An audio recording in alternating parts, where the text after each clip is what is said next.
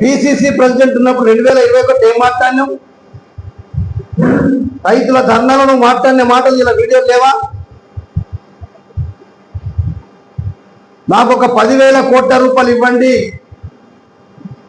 ఒక్క గింజ మిగలకుండా రైతుల యొక్క పంటను కుంటా చెప్పిన మాట రేవంత్ రెడ్డి మాట్లాడలేదా? అంటే ప్రతిపక్షంలో ఉన్నప్పుడు ఒక మాట, అధికారంలోకి వచ్చి గద్దె మీద కూర్చున్న ఒక మాట. అది రైతు అన్నం పెట్టే రైతుల గురించి. అందుకొరకే ఖబర్దార్, ఈ కేంద్రం, ఈ రాష్ట్రం, కేంద్ర ప్రభుత్వం కూడా మద్దతు ధర పెంచే దాంట్లోనే మాత్రం గొప్పలు చెప్పుకుంటుంది. ఇదే నరేంద్ర మోడీ గారు మద్దతు ధరకు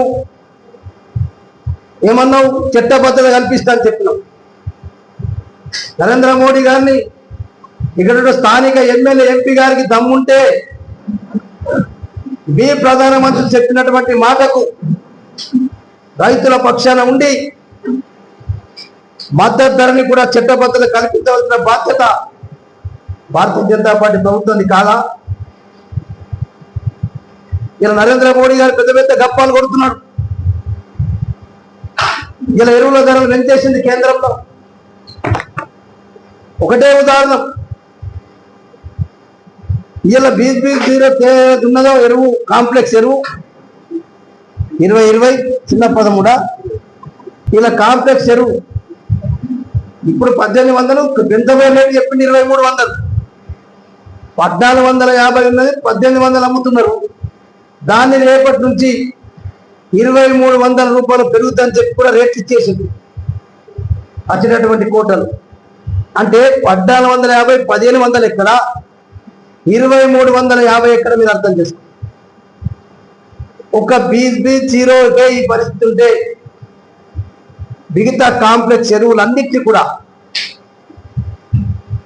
పెంచేసింది. మద్దతు ధర పెంచుతావు, ధాన్యం మాత్రం కొనవు.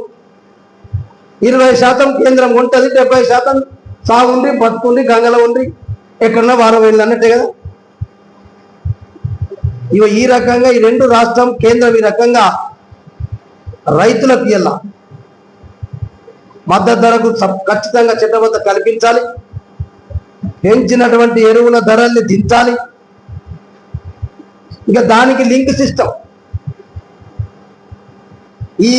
ఈ బస్తా తీసుకుంటే ఈ బస్తా తీసుకోవాలా, ఈ రకంగా మొత్తం కొనసాగుతాం.